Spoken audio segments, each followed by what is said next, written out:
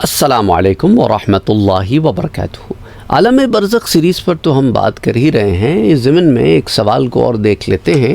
یہ سوال زیادہ تر ہمارے پاس ان لوگوں کی طرف سے آیا ہے جو بوڑھے ماں باپ کی یا بوڑھے ساس سسر کی ٹیک کیئر کر رہے ہیں، اور ان کا یہ سوال ہے کہ اکثر اس کیفیت میں پہنچ گئے ہیں ان کے بوڑھے ساس سسر کہ اب ہمیں یہاں سے جانا چاہیے، بس بہت ہو گیا، یا اکثر اس کیفیت میں ان کی ساسیں آ گئی ہیں یا مائیں آ گئی ہیں کہ جب ان کے سسر یا والد کا انتقال ہو گیا ہے اس کے بعد وہ سچویشن میں آ گئی ہیں کہ بس دیٹس اٹ۔ تو اس ضمن میں وہ کہتے ہیں کہ ہم انہیں سمجھاتے ہیں پر بات سمجھ نہیں آتی۔ آئیے میں آپ کو کچھ احادیث مبارکہ بتاتا ہوں، امید کرتا ہوں کہ آپ کے لیے بھی اور ان کے لیے بھی موٹیویشن کا سبب ہوگا۔ اس کو آغاز کرتے ہیں۔ شرح الصدور میں امام سیوطی رحمۃ اللہ علیہ نے باضابطہ اس پر ایک باب بھی قائم کیا ہے، پورا چیپٹر بنایا ہے کہ اللہ تعالیٰ کی فرما برداری میں لمبی عمر گزارنے کی فضیلت۔ آغاز کرتے ہیں۔ امام احمد اور امام ترمذی نے ایک حدیث روایت کی ہے حضرت ابو بکر رضی اللہ تعالیٰ عنہ سے، اور امام حاکم نے اس حدیث کو روایت کیا المستدرک میں، اور درجہ صحیح کی روایت ہے کہ ایک شخص نے عرض کیا کہ یا رسول اللہ صلی اللہ علیہ وآلہ وسلم، لوگوں میں کون بہتر ہے؟ حضور صلی اللہ علیہ وآلہ وسلم نے فرمایا کہ جس کی عمر لمبی ہو اور اعمال اچھے ہوں۔ اور پھر اس نے پوچھا کہ لوگوں میں زیادہ برا کون ہے؟ تو حضور نے فرمایا جس کی عمر لمبی ہو اور اعمال برے ہوں۔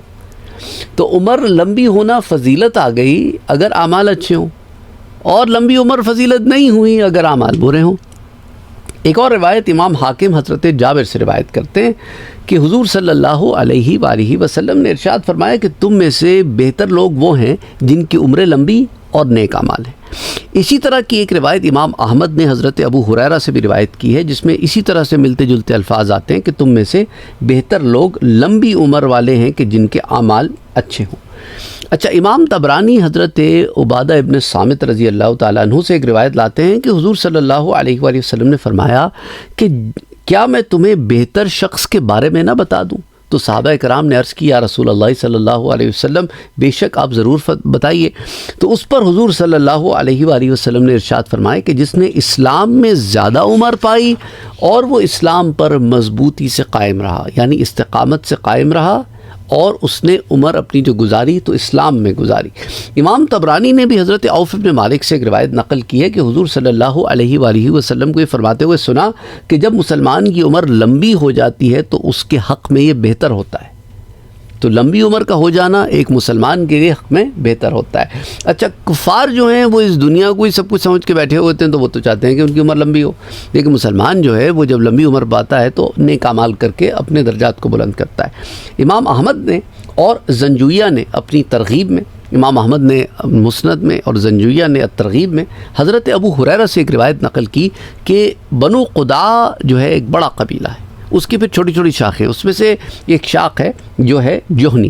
تو جوہنی شاخ جو ہے اس کے دو لوگ مسلمان ہوئے، صحابہ کرام میں داخل ہوئے، ان میں سے ایک شہید ہو گیا اور دوسرا 1 سال کے بعد نیچرل ڈیتھ، طبعی موت جو ہے وہ فوت ہوا۔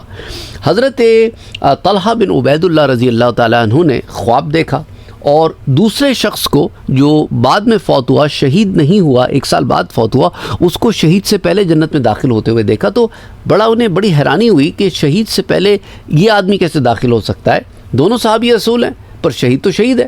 تو حضور صلی اللہ علیہ وآلہ وسلم سے انہوں نے اس بات کا ذکر کیا، تو حضور نے فرمایا صلی اللہ علیہ وسلم نے کہ دیکھو وہ 1 سال جو زیادہ زندہ رہا تو کیا اس نے 1 سال کے روزے رکھے؟ مطلب 1 سال رمضان پایا نا، اس نے 1 سال جو زیادہ زندہ رہا تو اس نے رمضان المبارک پایا، اس کے روزے رکھے، اس نے مزید عبادات کی، اس نے 5 وقتہ صلاۃ ادا کی، اور اس کے علاوہ دیگر عبادات کی۔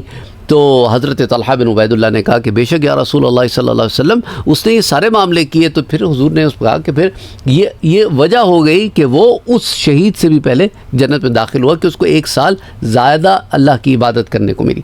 اچھا، اسی طرح امام احمد اور امام بزار روایت کرتے ہیں، امام احمد المسند میں اور امام بزار المسند میں، دونوں کی کتابیں جو ہیں وہ المسند ہیں، مسند امام احمد اور مسند امام بزار، حضرت طلحہ سے کہ حضور صلی اللہ علیہ وآلہ وسلم نے ارشاد فرمایا کہ اسلام میں اللہ کے ہاں اس مومن سے بڑھ کر افضل کوئی نہیں ہے جسے عمر لمبی ملی اور اس میں اس نے اللہ کی تسبیحات کی، اور اللہ اکبر کا ذکر کیا اور لا الہ الا اللہ کا وظیفہ کرتا رہا. تو یہ 3 اذکار جو ہیں وہ سب کو کرنے چاہیے اور بزرگوں کو خاص طور پہ کرنے چاہیے، کیونکہ حضور نے فرمایا کہ اس مومن سے بڑھ کر افضل کوئی نہیں ہے جو ان چیزوں کا بڑا دھیان رکھتا ہے. ایک تو عمر لمبی ہے، پھر تسبیحات کرتا ہے، اللہ کا ذکر کرتا ہے، اللہ کی حمد بیان کرتا ہے، اللہ کی کبریائی بیان کرتا ہے، اللہ اکبر کا ذکر کرتا ہے اور قلب کی گہرائیوں سے کرے. اس معنی کو سمجھیں، بڑا آسان ہے اللہ اکبر، اللہ کی کبریائی بیان کرنا، اور پھر لا الہ الا اللہ محمد رسول اللہ کا وظیفہ کرتے رہنا. اللہ سبحانہ و تعالیٰ انشاءاللہ تعالیٰ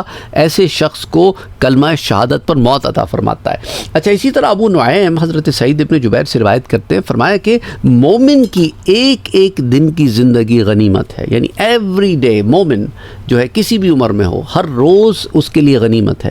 تو جب آپ صبح اٹھتے ہیں، آپ دیکھیں نا ہم کیا دعا کرتے ہیں، الحمدللہ اے اللہ تیرا احسان ہے، احیانا جس نے ہمیں حیات دی، بعدما اماتنا مرنے کے بعد، یعنی نیند موت کی بہن ہے نا.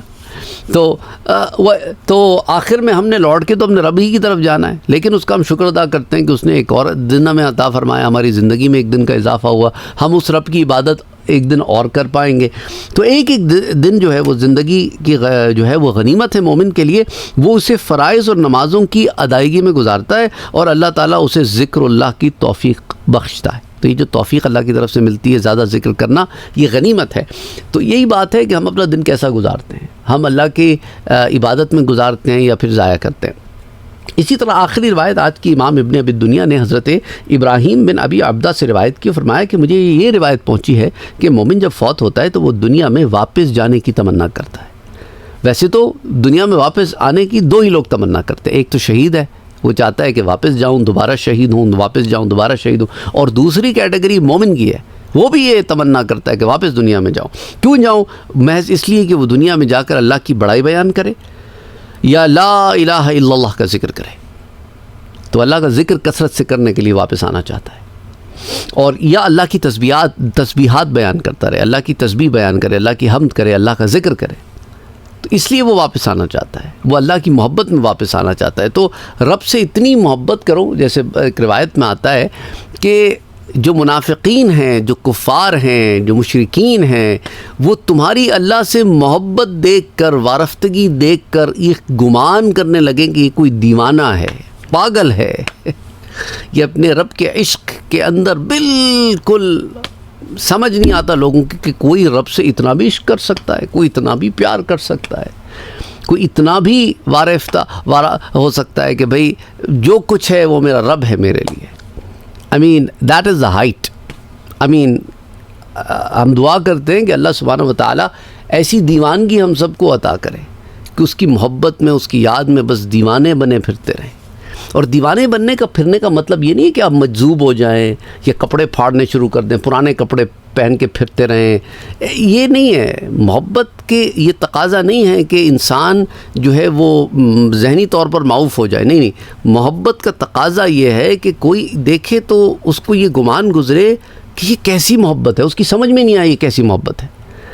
اور جو کر رہا ہے اپنے رب سے محبت، وہ جانتا ہے کہ یہ جو محبت میں کر رہا ہوں اپنے رب سے، یہ بھی کم ہے، وہ تو اس سے بھی زیادہ کا حقدار ہے.